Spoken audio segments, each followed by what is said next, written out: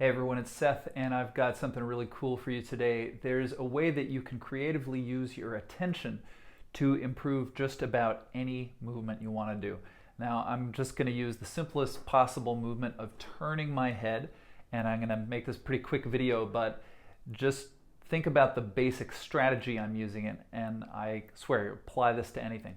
So let's say I want to turn my head and I want to make it more comfortable, I want to make it more easy. I start just testing it out. How far can I turn? I turn to about here, and I can feel that I could go further, but I would be straining if I did that.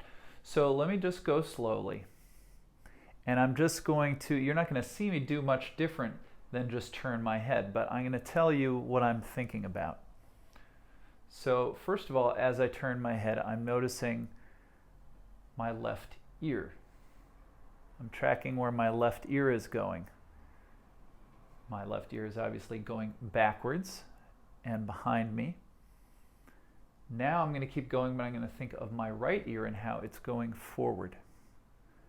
You can see I'm already turning further because what I'm doing is I'm using my attention to notice different aspects of what's happening. I'm thinking of both ears now, and you can't see it, but below the camera I've started rotating my pelvis, which wasn't happening in the beginning. Let me think now about my shoulders. So when I turn, of course, one shoulder comes forward and one shoulder comes back. But the basic thing I'm doing is I'm just moving my attention to different parts. So this time I'm going to turn, I'm going to think about what my left shoulder is doing, going back. It's moving a little towards my spine. Now I can think about my right shoulder. Okay, so each time incorporating a new landmark. Now you can do this in funny ways. I could think of my left eye. What does my left eye do?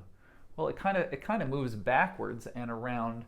It's a little off center of my axis. So if I think of pulling my left eye back, that is an odd kind of an idea, but it gives me another option. So anyway, you get the point.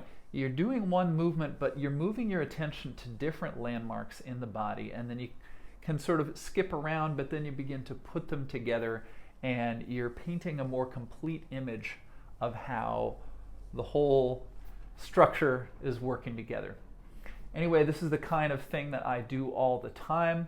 I love to come up with different creative ways to help you improve your movement practice, and I'd love to show you more. I've got a free training that you can check out over at movewithseth.com.